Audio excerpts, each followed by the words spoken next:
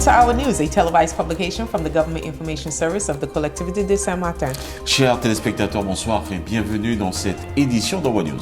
This evening we'll be speaking on such headlines as ending of the collection of shipwrecks in St. Martin waters, Clôture du marché public de collecte des épaves de bateaux dans les eaux saint-martinoises, tripartite signature of the Territorial Educational Project, signature tripartite du projet éducatif territorial, le PEDT, fishing training course aimed at the professionalization of the fishermen of St. Martin, et pour terminer, nous parlerons de la première formation petite pêche destinée à la professionnalisation des marins pêcheurs de Saint-Martin. Voici les titres que nous développerons dans ce journal.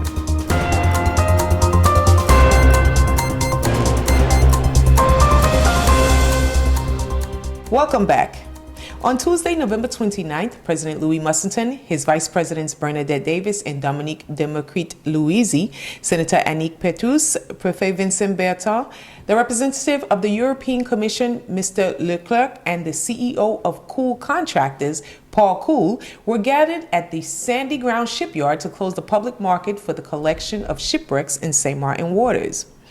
Ran by the Collectivité of St. Martin with the support of the European Cooperation Program, Interreg Caribbean, and FIDER funds, this project was made possible within 4 months of intensive work to collect 212 wrecks and hazardous waste. The Grand Cay Eco Site collected 3,200 tons of waste, 54% of which was recycled. Through the will of President Mussington and his team, all of the debris was taken into account for a major operation intended to restore the lagoon to its former glory and secure maritime traffic in our waters. The Oyster Pond Marina and other touristic sites has also been cleaned. President Mussington praised the professionalism of Cool Contractors as well as the Major Risks Department of the Collectivité, the state, and the European Union for their productive collaboration.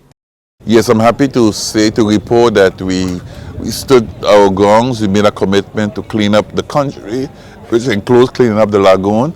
And tonight we're here to celebrate the fact that we have been successful in this operation. The lagoon is now clean of all the boats, the shipwrecks that that sank during the passing of Irma, and those from Lewis as well. And I want to share this wonderful feeling with the state because they were a strong partner. Also, the European funds that were involved, 80%, and the coal company that got involved. So it shows that once there's a community spirit, a willingness, and a political strengthened by a political will to make it happen, a success is guaranteed. So I want to thank all the partners who got involved. We and the collectivity, as far as the collectivity is concerned, we put additional funds because 80% of the funds, the 5 million was European funds, but we had to put 20% from the collectivity's coffers. So taxpayers, this is where and how your money have been spent. At least a portion of it has been spent, and realizing this great project where we have now a clean lagoon where we could swim. I grew up swimming, eating the fish from the pond, eating the crabs from the pond right here in this area. So I'm pleased to say that it's clean again and there could be, the navigation in the lagoon once more. So I'm very pleased with that operation that was just carried out. Thank you so much. 74 additional wrecks were added to the 140 wrecks initially listed in 2018. This achievement was financed 80% by the FIDER Interreg Caribbean Fund, which benefited both Saint Martin and Saint Martin, an example of successful cross-border cooperation. Natson. Et oui, le président Louis Mussington, ses vice-présidentes Bernadette Davis et Dominique Democrite Louisi, la sénatrice Annick Petrus, le préfet Vincent Berton, le représentant de la Commission européenne M. Leclerc et le PDG de Cool Contractors, Paul Cool, étaient réunis sur le chantier naval de Saint-Nigrang ce mardi 29 novembre afin de clôturer le marché public de collecte des épaves de bateaux dans les eaux saint-martinoises. Porté par la collectivité de Saint-Martin avec le soutien du programme de coopération européenne Interreg Caraïbes et les fonds FEDER, ce chantier a permis en 4 mois de travaux intensifs de collecter 212 épaves et des déchets dangereux. L'écosite de Grande Caille a récolté 3200 tonnes de déchets, dont 54% étaient revalorisés. À titre d'exemple, l'intervention réalisée sur la marina Port-la-Royale de Marigot en octobre dernier a permis de collecter 61 tonnes de déchets uniquement dans cette zone touristique. Par la volonté du président Louis Sinton et ses équipes, tous les débris ont été pris en compte pour une opération d'envergure destinée à redonner au lagon ses lettres de noblesse et sécuriser la circulation maritime dans nos eaux. La marina d'Orston Point a également été nettoyée, tout comme les autres sites touristiques et stratégiques de l'île. Ce chantier fait partie d'un vaste projet de redescente du lagon et ses abords. Il sera suivi d'un plan de gestion environnementale au service du territoire et de son développement, ont insisté le président Mussington et le préfet Vincent Berton. Le président Mussington a salué le professionnalisme de Cool, le contracteur, ainsi que la direction des risques majeurs, les équipes de la collectivité, l'État et l'Union européenne pour leur collaboration productive. On est là ce soir, c'est parce que la collectivité a tenu ses engagements. Aussitôt arrivé au pouvoir, aux affaires, j'ai décidé avec l'équipe du conseil territorial de procéder au nettoyage du lagon, le nettoyage de l'île dans son ensemble. D'accord? Et aujourd'hui, on est là pour dire merci à Cole, la boîte qui nous a accompagnés. Merci à l'État qui était à nos côtés sur ce projet. Et il y a un représentant de la Commission européenne qui est présent aujourd'hui. Je dis merci aussi parce que nous avons mobilisé 80% des fonds européens sur cette opération. Mais ce qu'il faut que l'opinion publique sache, c'est que nous aussi, collectivité, nous avons pris des engagements en termes de participation financière. Parce que les 20% sont à la charge de notre collectivité.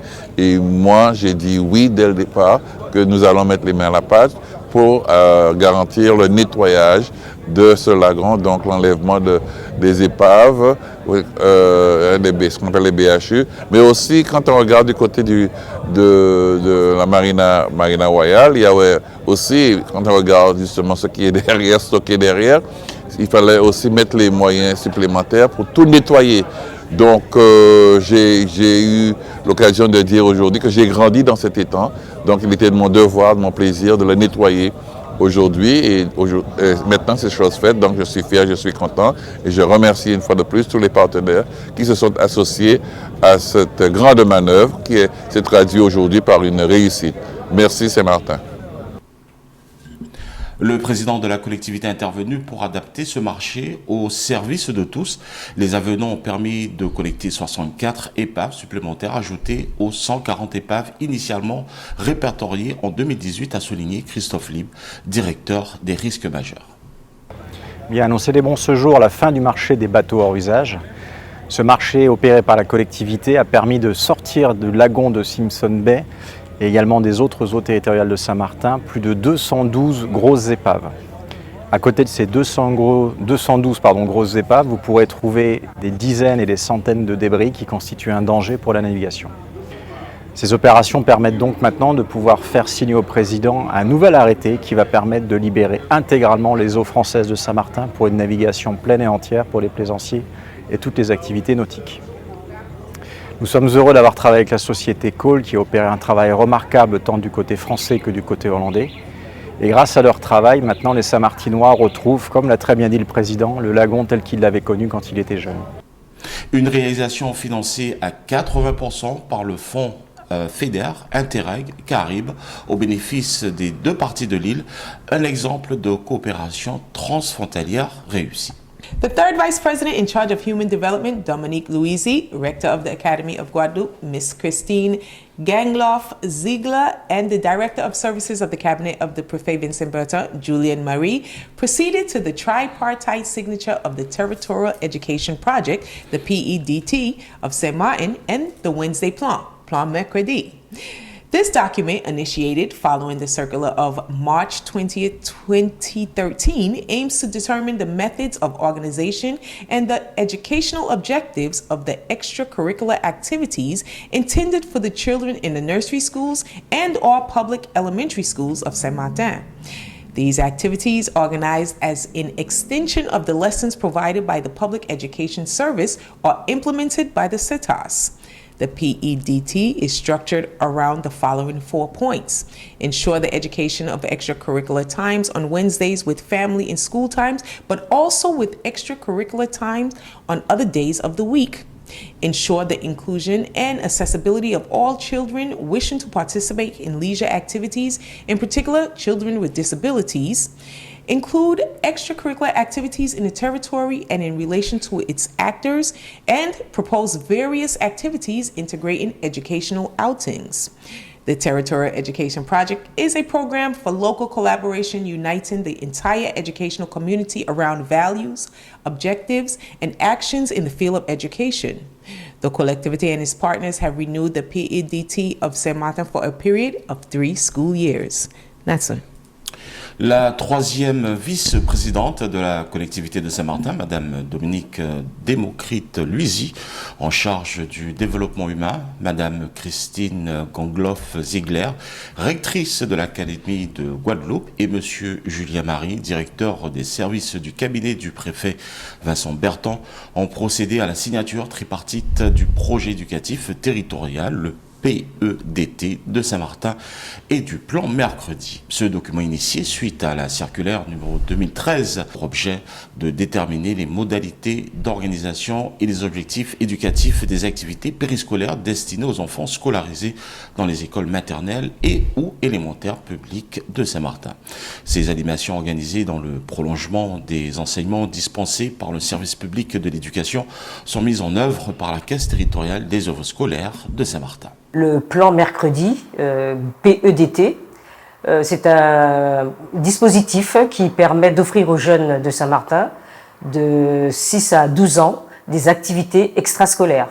Donc c'est un partenariat entre la collectivité, l'État, la CAF et l'Éducation nationale. Donc ça nous permet d'offrir, c'est une continuité en fait avec ce qui se passe à l'école. C'est pour que les enfants ne restent pas oisifs et puissent continuer de progresser au travers de ces activités.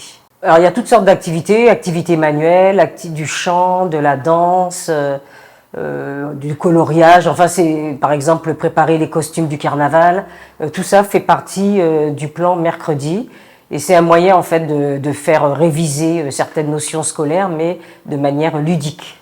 La collectivité de Saint-Martin et ses partenaires ont reconduit le PEDT de Saint-Martin pour une durée de 3 années scolaires. Kisha. On Monday, November 28th, the collectivity launched the first small-scale fishing training course aimed at the professionalization of the fishermen of Saint-Martin. Organized in the presence of the third Vice President, Dominique Democrite-Luizy, and Senator Annick Petrus, the start of the session was an opportunity to address the necessary structuring of the fishing sector and the recognition of the 17 declared fishermen and the 20 illegal fishermen operating in our waters.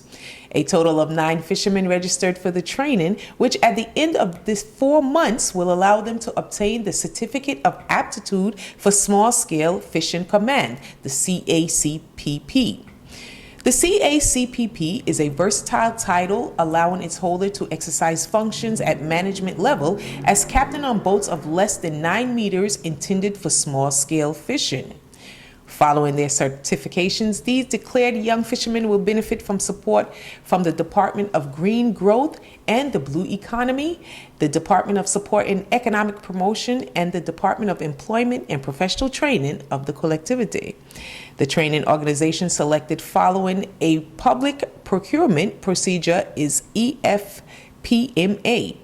The total duration of the training is 306 hours. The training takes place from November 28th, 2022 to February 7th, 2023. Now, the purpose of this support is to advise them in their steps to get started in the profession, to allow them to know the financing of their training, and to help mobilize European funds for the purchase or repair of their boats. This project was presented to all the fishermen of the territory on November 23rd at the Chamber of Commerce in the presence of First Vice President Alan Richardson, Vice President Dominique Luizy, and the Territorial Counselor in charge of professional training, Martine Beldor.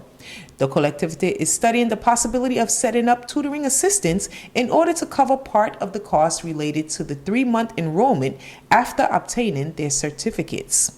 The collectivity thanks its partners, the European Union, SMPASM, the Fishermen's Union of St. Martin, Employment Center, Chamber of Commerce, the Direction of the Sea, and Dietz. Natson.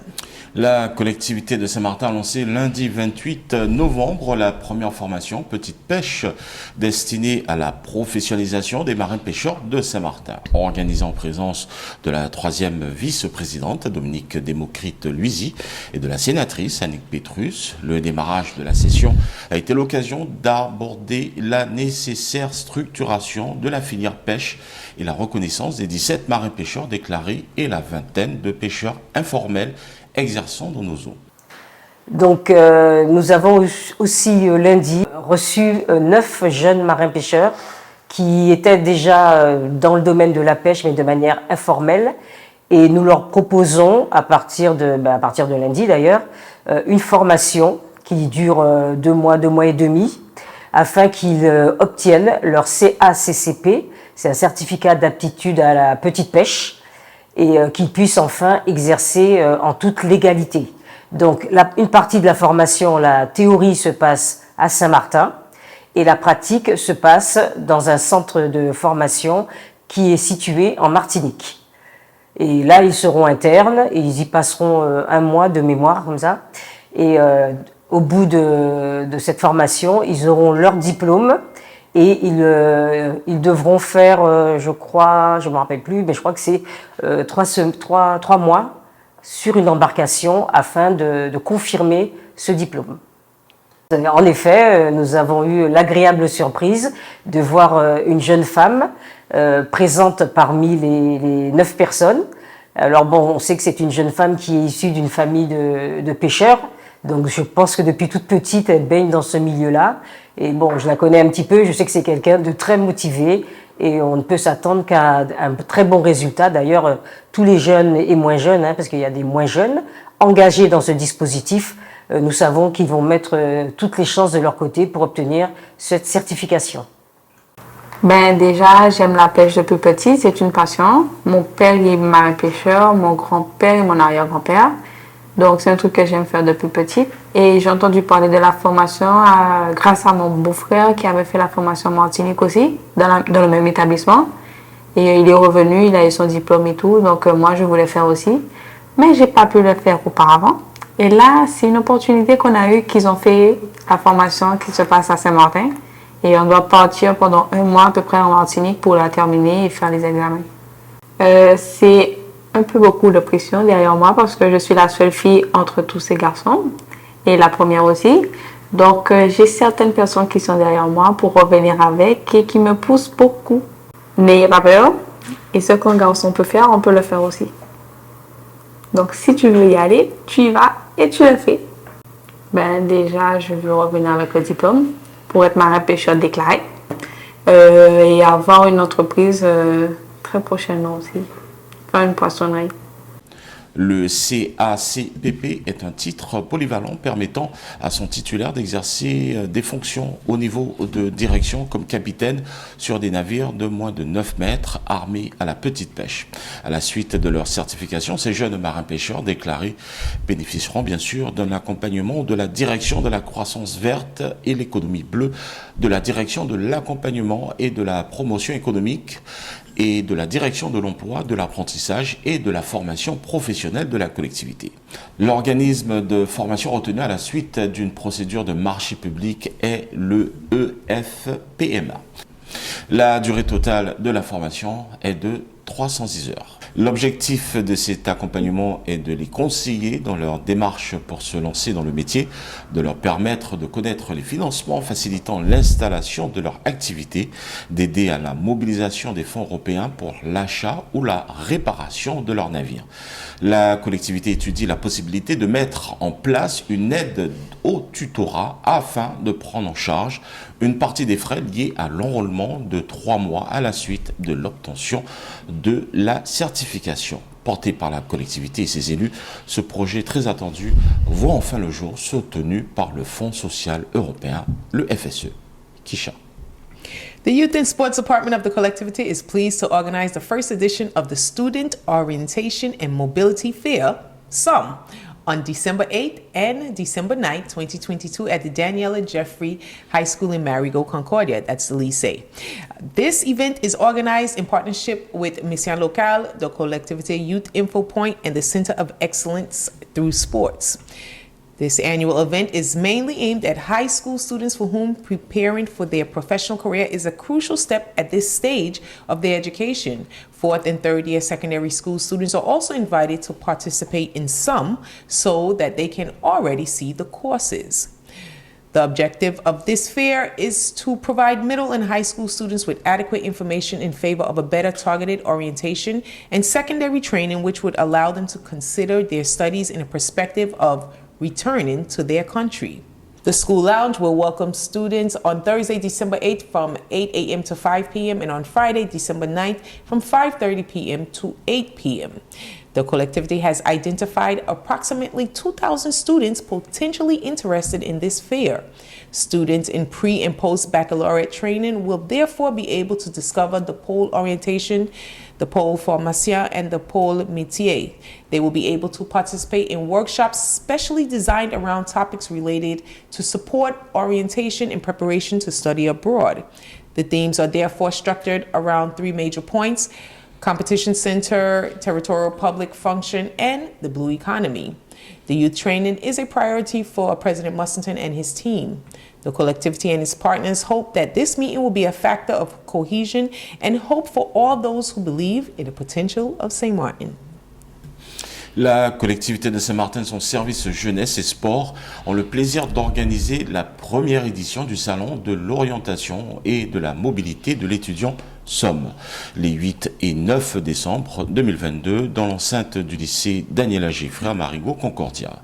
Cet événement est organisé en partenariat avec la mission locale, le Point Info, jeunesse de la collectivité et le pôle d'excellence par le sport. Cette manifestation annuelle s'adresse essentiellement aux lycéens pour qui la préparation du parcours professionnel est une étape cruciale à ce stade de leur scolarité. Les collégiens de 4e et 3e sont aussi invités à participer au SOM afin qu'ils puissent déjà entrevoir des filières d'études.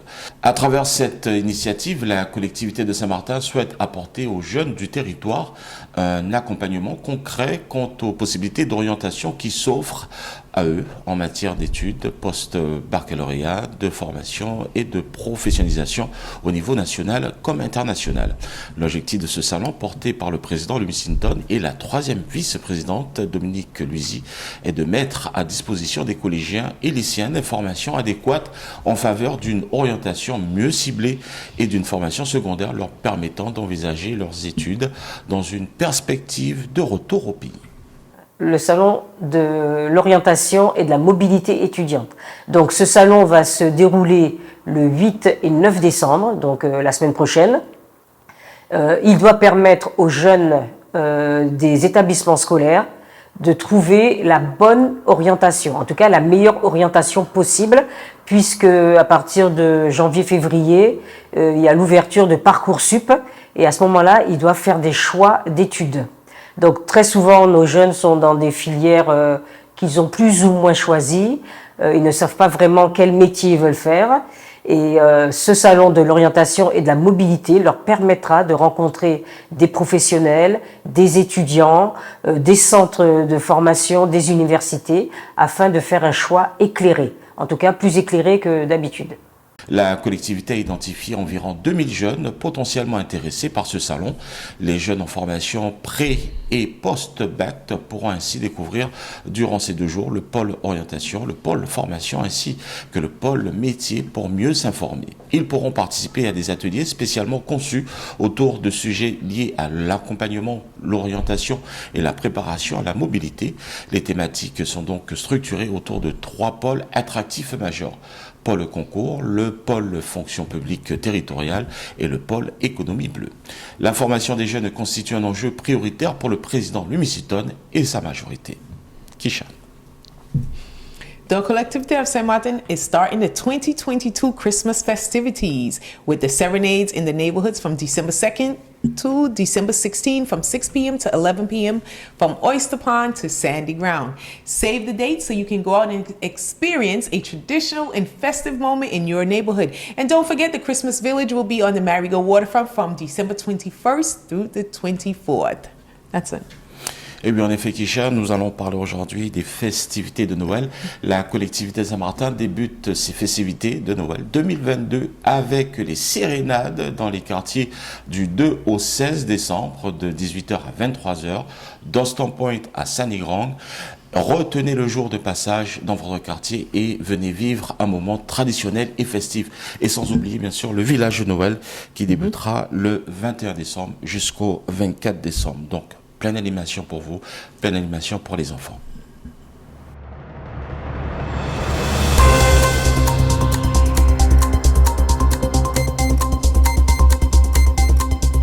This brings us to the end of this edition of Our News. On behalf of the Communication Department of the Collectivité de Saint-Martin, my name is Keisha Brooks. Gladson Paul. Saying thank you for joining us. Hope to see you next time.